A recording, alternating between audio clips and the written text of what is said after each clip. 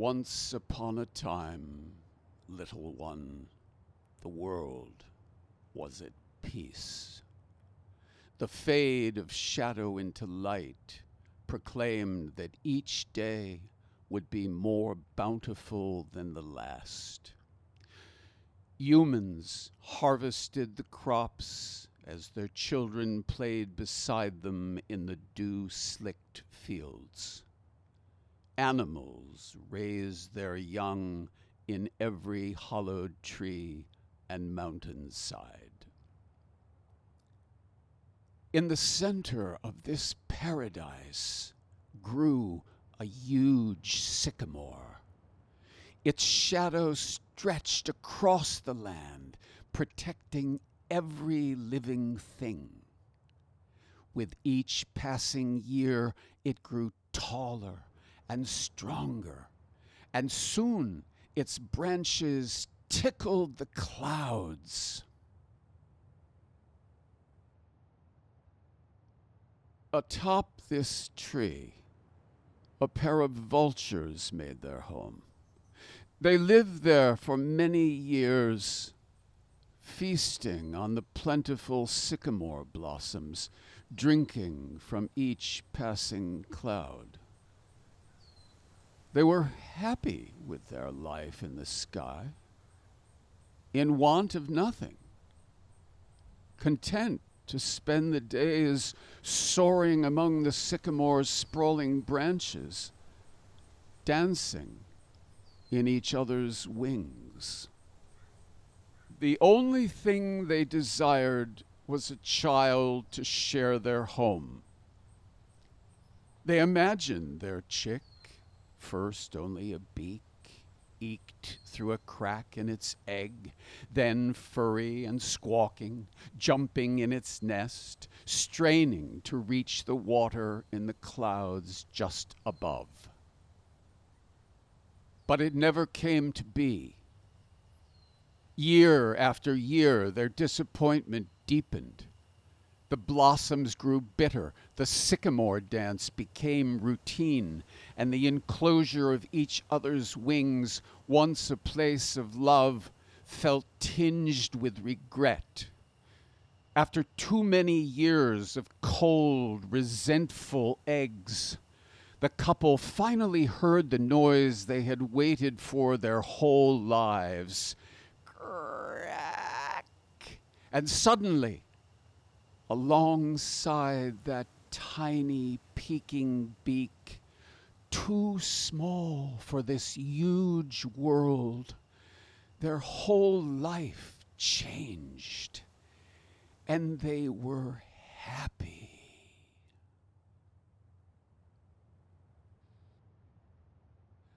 I'm sorry, little one, but you must wake up. I know you are tired, but you must hear how this story ends. The vulture's happiness was shattered by the swing of an axe. And behind every axe lies an arm, and behind every arm lies a man filled with want, a man who had grown to resent all the sycamore stood for. He wasn't always this way. When he was a boy, his mother would take him to the base of the sycamore. She would point at the knotted roots bursting from the ground and explain how they stretched even further underground, far and wide across the land, protecting every living thing from harm. In awe, the boy would follow his mother as she traced the path of the roots. Hand in hand, they crisscrossed the earth in every direction, weaving together a map of the sycamore's love. He would cradle himself in the roots of the sycamore tree and stare up at its lofty branches, dreaming of one day climbing its branches and reaching the top. But as the boy grew older, he slowly grew envious of the sycamore. He grew to look up at the ancient tree that once taught him strength and patience, and saw only something taller than him, stretching to places he would never go. And so he began to search for things the sycamore could never have. Field upon field of grain he chewed for bread and for beer. As the years passed, he slurped up the lakes and mined every mountain. As his satiation grew, so too his cravings. Then the man was told he was to have a son in whom he would imprint himself, a son he would teach to be strong and proud like him. He vowed to give his son everything this world had to offer, a gift to make all gifts tremble. And so came that day, a birthday, and the man had only the sycamore tree left to conquer. Stretching high into the sky, the sycamore tree gave shade to the birth of his son. And soon enough, the man left home with his newborn child in one arm and an axe in the other. Eyes to the sky.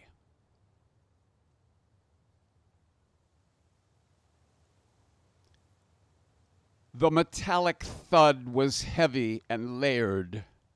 In the reverberation of metal on wood, you could hear, if you listened closely, a piercing cry of one who knows what is to come, and louder still the choking, wet sound of greed bursting forth. The strength of the man was unparalleled, and the axe swung through the meters of bark and flesh in one thunderous stroke. The tree splintered, the man smiled, and the sycamore began to crumble. High above, settled in their nest, the family of vultures felt the impact of the axe head. They felt the ripple shoot up the shattering trunk, heard the wood splinter out from its path. I like to imagine there was a moment for goodbye, nestled somewhere in the silence just before the blast reached them. I hope time slowed enough for each vulture to rest their beak upon their chick, feather to fur, same breath in and then out. Their nest of twigs and feathers exploded, careening in all directions, branch, bark, bird. From the great height of the sycamore, the chick fell more slowly than mercy should allow. Carried by pulse after pulse of wind, the chick spiraled down in a tight circle, wings flapping helplessly, parents only able to watch, screaming, reaching out, their beating wings trapped behind the tangle of splintered wood that used to be their home.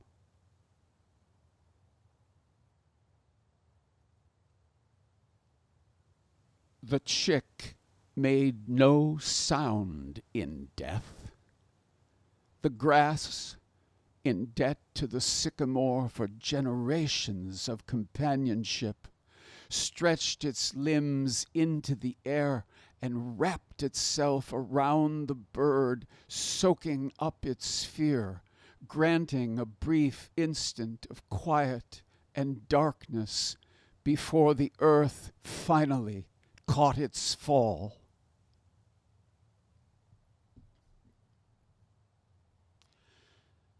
This was not the only death of the morning. Just as the chick was swallowed by the earth, our vultures escaped the fragments of their broken nest and soared toward where their child had been, piercing eyes, searching, desperate.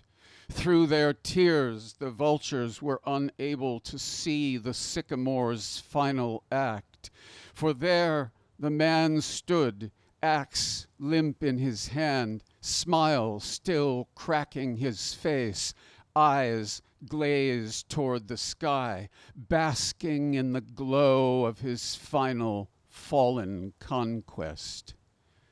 But then, roots gnarled and old as time broke the surface of the ground and began to wrap circle after circle around his ankle, then leg, then waist.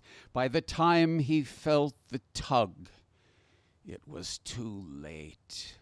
The roots, dark and moist and dripping with life, reached his shoulders. The shoots lengthened up his face to his hair and finally encircled his mouth, sliding over too quickly to know if the scream forming on the man's lips was in hate or in fear. The vultures cried out in rage, clawing and beating the earth with their wings in an attempt to recover their fallen child. But the fall had been far, and nothing remained of their precious child save a single feather, short and fuzzy, which the grass lifted up to them in offering.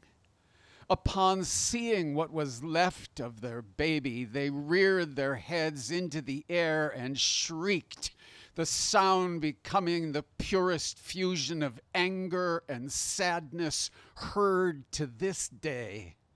Their lamentation coalesced in the air around them till it was a visible haze surrounding their heads.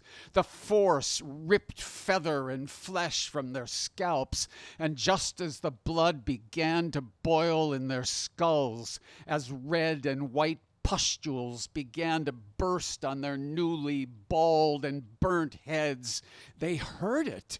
A sound they thought they would never hear again. The wail of a child pierced through their remorse and cleared the fury from their minds.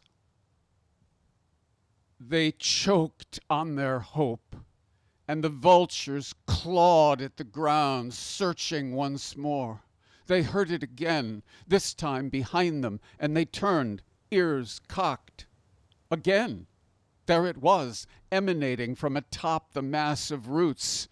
They flew, longing in every part of their being, to the gnarl where the man's head used to be. They landed and looked down to the source of the sound. It was a child, yes, but not their own. The bundle of pudgy flesh, still wrapped snug in its blanket, lay in a bed of moss enclosed by a fanning swirl of bark and twigs. Looking down at the child resting in the perfect nest of his father's bent arm, the vultures saw their own child for a brief, fleeting moment. Slowly, the anger leaked from their bodies, and they glided down and alighted next to the child. Their eyes were still sharp with sadness, but gazing down at the crying, innocent bundle, their pupils softened ever so slightly. That day, they braided their child's last feather into the baby's hair and raised him as their own, teaching him love and respect for all living things. They built their nest on what remained of the sycamore, and soon the boy was a man who stood tall on the roots of his father. He grew to climb higher and higher, and the sycamore lengthened and hardened alongside his ascent. A new tree was born, its branches stretching for the sky. And always, high above, two shimmering shapes danced and danced, their eyes catching a gleam in the light.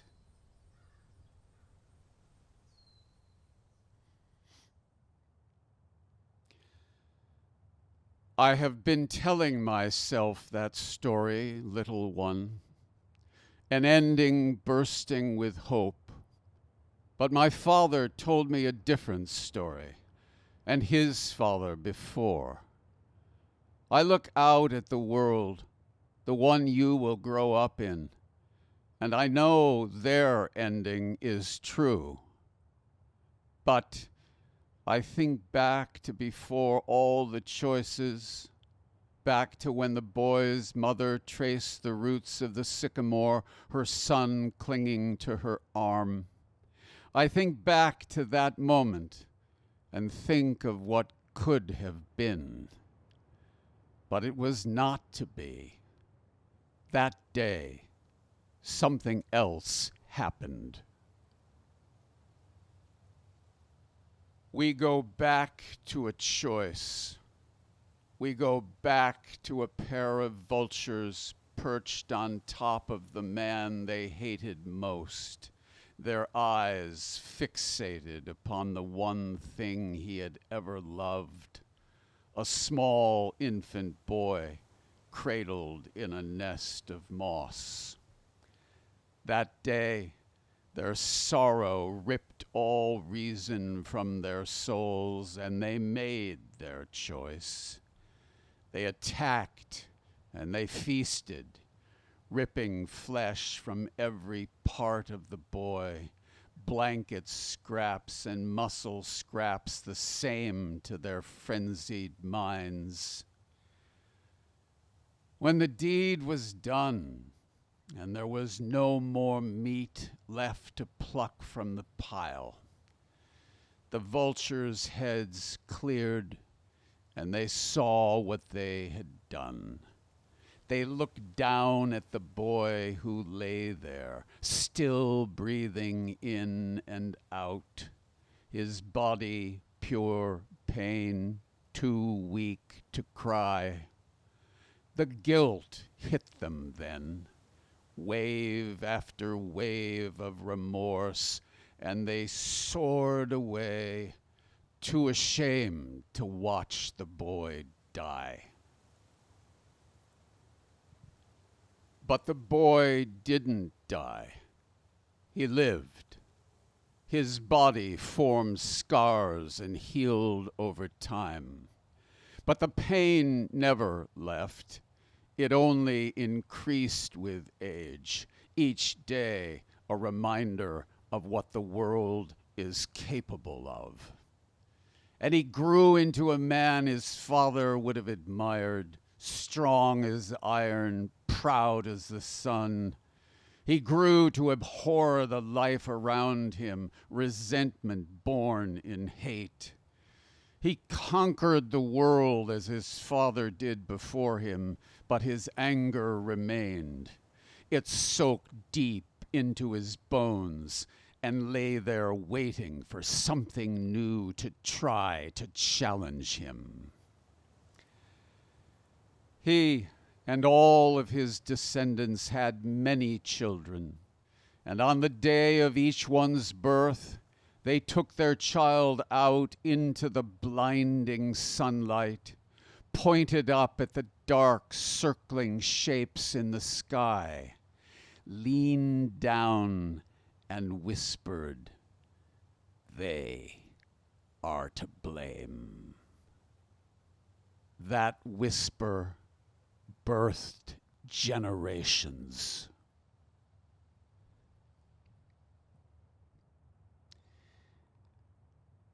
Little one, you will grow up one day to know the truth to this story. You will grow, and you will see with your own eyes these very vultures. You will look upon their bald, oozing scalps, look deep into their penetrating eyes, and you will know. You will know the truth as you pass a vulture, alone on the side of the road, ripping, methodically, each bite of its sustenance from a decaying corpse. You will feel his guilt, unable to eat another living thing, and you will know the truth. You will grow up, and you will feel the anger of your forefather inside you, soaked deep in your own bones, passed down unasked, generation after generation. You will feel it, and you will be afraid. And as you pass this vulture on the side of the road, its eyes swollen shut from the rot, you will think to yourself, yes, he is to blame. But for now, little one, you are only just born, and you should know those two shimmering shapes you saw today in the sky as simply what they are, a silhouette against the sun.